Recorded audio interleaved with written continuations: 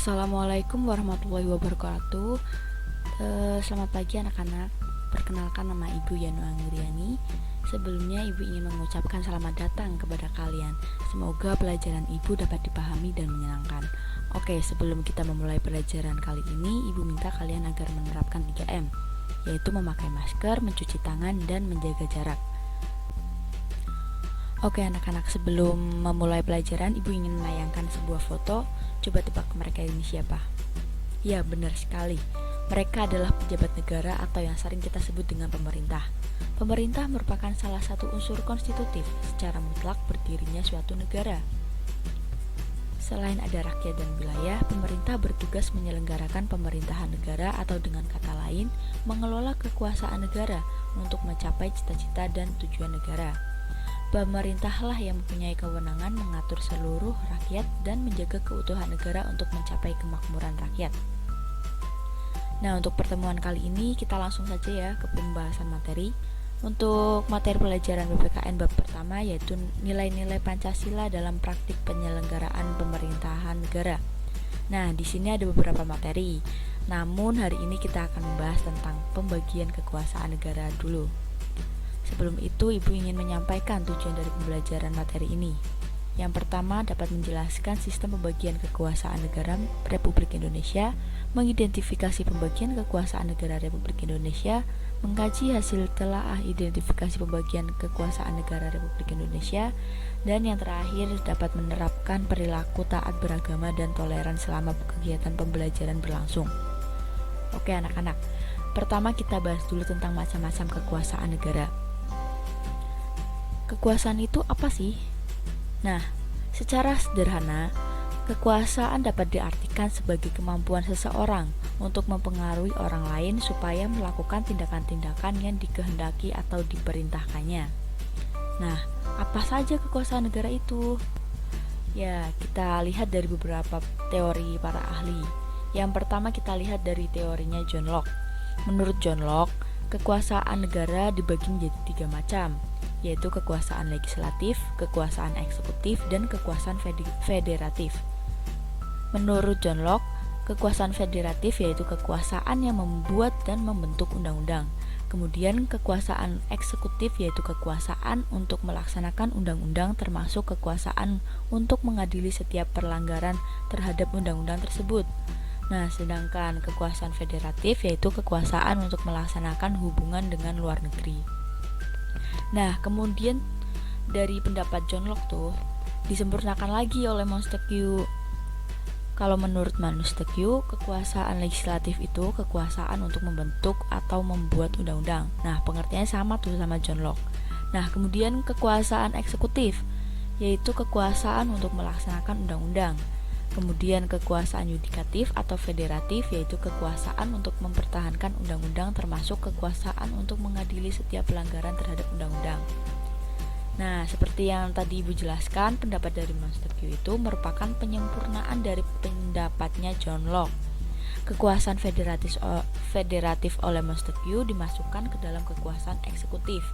Fungsi mengadili dijadikan kekuasaan yang berdiri sendiri.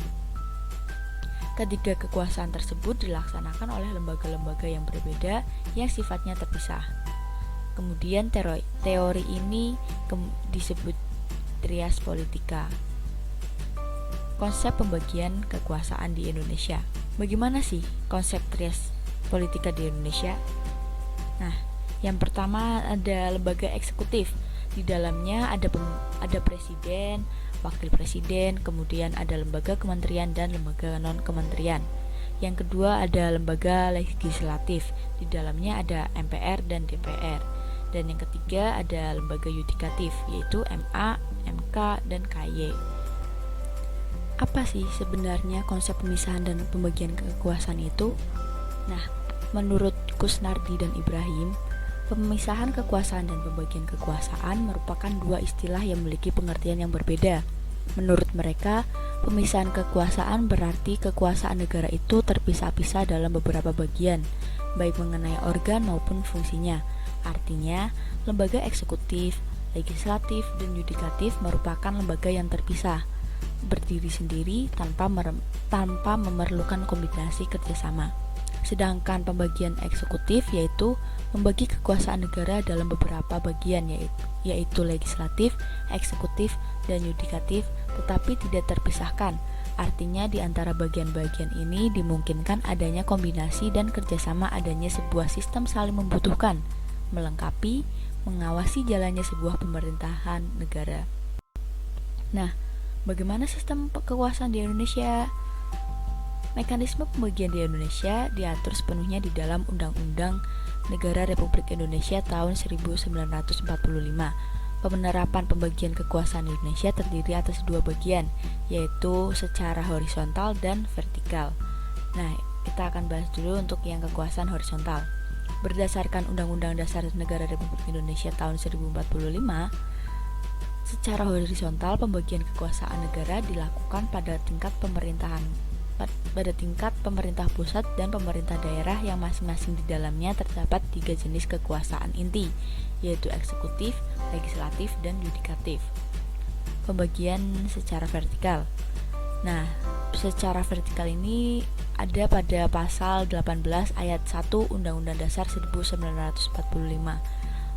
Di situ menyatakan bahwa negara Kesatuan Republik Indonesia dibagi atas daerah-daerah yang tiap-tiap daerah provinsi, kabupaten, dan kota memiliki pemerintah daerah yang diatur dengan undang-undang. Berdasarkan ketentuan tersebut, pemerintahan secara vertikal di Indonesia berlangsung antara pemerintah pusat hingga pemerintah daerah. Kemudian pasal 18 ayat 5 Undang-Undang Negara Republik Indonesia menyatakan pemerintah daerah menjalankan otonomi daerah seluas-luasnya kecuali urusan pemerintahan yang menurut undang-undang ditentukan sebagai urusan pemerintahan pusat. Dengan asas tersebut, pemerintah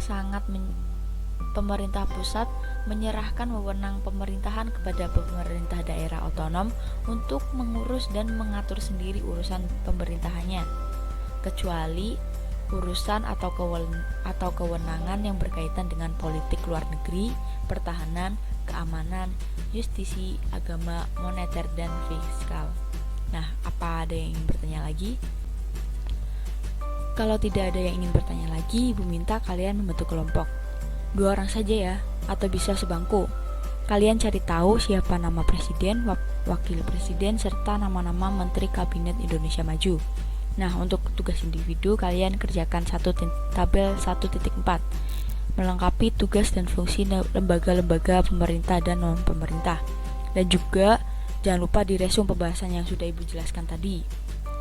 Untuk minggu depan agenda kita presentasi dan yang lain harus menanggapinya. Jadi maksimalkan diskusi kalian tuh. Dan jangan lupa menerapkan 3M. Di masa pandemi ini kita harus benar-benar menjaga kesehatan, kebersihan agar kita tidak rentan terkena penyakit. Jangan keluar rumah dulu kalau bukan buat urusan yang penting. Stay safe at home. Sekian dari Ibu, kurang lebihnya Ibu minta maaf. Sekian, wassalamualaikum warahmatullahi wabarakatuh.